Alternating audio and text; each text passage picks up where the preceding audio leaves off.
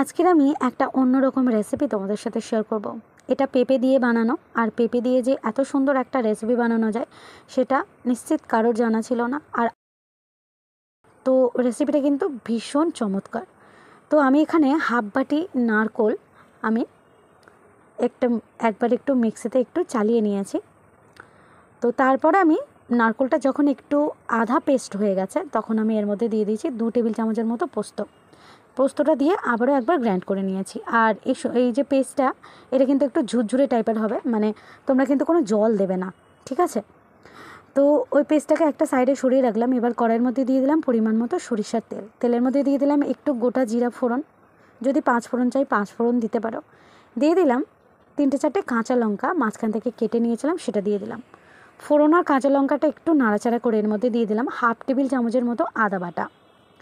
আদা কিন্তু প্রচণ্ড চিটকায়, তার জন্য আদার উপরে যদি একটু তোমরা হলুদের গুঁড়ো দিয়ে দাও তাহলে কিন্তু এই ভয়টা আর থাকবে না, মানে হাতেটাতে চিটকে লাগে সেই ভয়টা আর থাকবে না। হলুদটা দিয়ে জাস্ট একটু নাড়াচাড়া করে নিতে হবে আদার কাঁচা গন্ধ চলে যাওয়া পর্যন্ত। তারপরে এর মধ্যে দিয়ে দিচ্ছি হাফ টেবিল চামচের মতো জিরার গুঁড়োটা দিয়ে আদার সাথে একটু নাড়াচাড়া করে নিচ্ছি। তো এবার আমি দিয়ে দিচ্ছি এখানে আমি আধখানা পেঁপে, মানে একটা পেঁপের আধখানা অংশ এরকম গ্রেট করে নিয়েছি খোসা ছাড়িয়ে, সেটা দিয়ে দিলাম। এটা গ্রেটারে ভালোভাবে গ্রেট করে নিয়েছিলাম। তো এবার এই পেঁপের যে মিশ্রণটা আমি মশলার সাথে ভালোভাবে মিশিয়ে নেব প্রথমে। তো বেশ কিছুক্ষণ ধরে প্রায় 3-4 মিনিট ধরে একটু নাড়াচাড়া করে ভালোভাবে মশলার সাথে পেঁপেটাকে একটু মিশিয়ে নিতে হবে। আজকের এই রেসিপিটা কিন্তু একদম অন্য রকম, অন্য ধরনের একটা রেসিপি।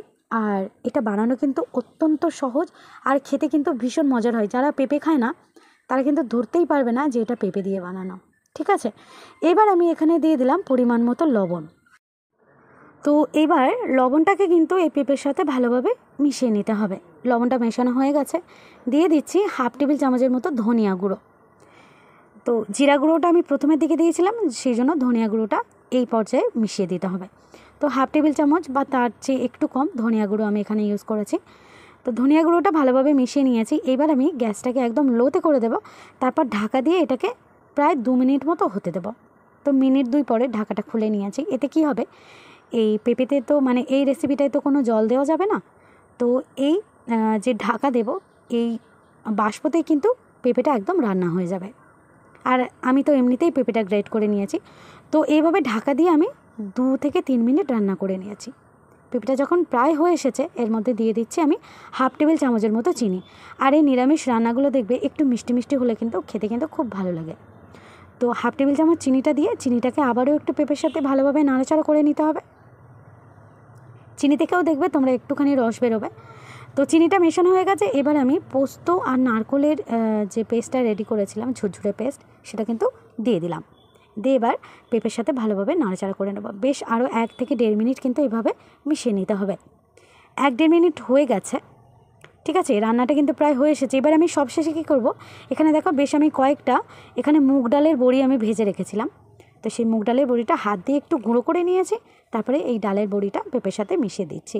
দিয়ে জাস্ট এটাকে একটু নাড়াচাড়া করে নামিয়ে নেব। আর নামিয়ে নিলেই কিন্তু তৈরি হয়ে যাবে আজকের এই সুন্দর এই পেঁপে রেসিপিটা খুবই চমৎকার হয়। একবার বাড়িতে ট্রাই করো, আর কেমন লাগলো আমাকে কমেন্ট বক্সে জানিও। তো চলো আজকের রেসিপি এই পর্যন্তই। চ্যানেলটাকে একটু সাবস্ক্রাইব করে দেবে আমার নতুন বন্ধুরা। আর যারা আমার পুরনো বন্ধু রয়েছে, যারা আমার চ্যানেলটাকে সাবস্ক্রাইব করেছো, তাদেরকে অসংখ্য অসংখ্য ধন্যবাদ আমার অন্তর থেকে। তো চলো সবাইকে টাটা।